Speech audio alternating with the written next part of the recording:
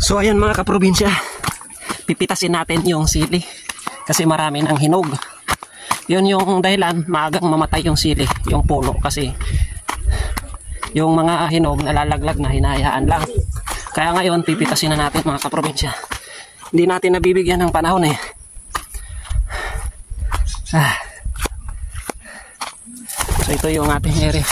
Ayan si kalapati. Ating mga alagang kalapati. Malaya silang palipad-lipad dito. Sumama pa si Alien. Ayan si Alien, yung ating alagang aso. Ayan mga kaprobinsya, oh. Ang dami. Ang daming hinog. Ayan mga kaprobinsya, oh. Grabing hinog, oh. Ayan si mga laga natin, oh. Ayan, oh. Grabing hinog. Grabe. Ayan mga kaprobinsya, oh. Napakarami. Itik sa bunga. Sayang to, oh. Tapos yung diskarte mga kaprobinsya, yung ating pag-harvest, kasama yung pinaka yung pinakang hawakan.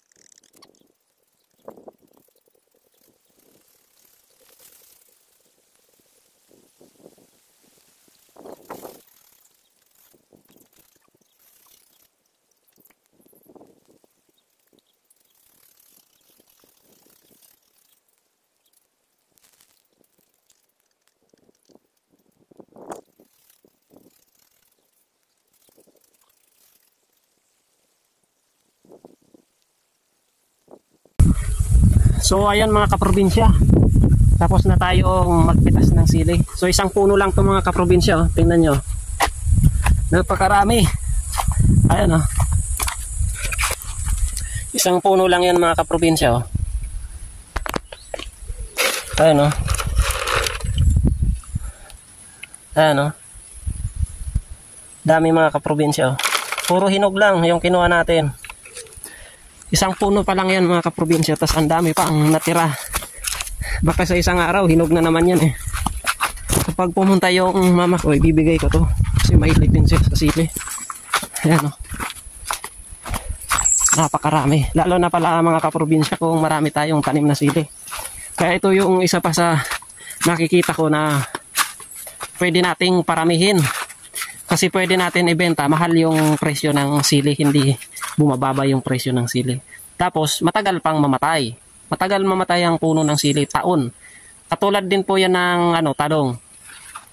Kaya yun po yung target natin na itanim dito sa ating area. So ayan, oh.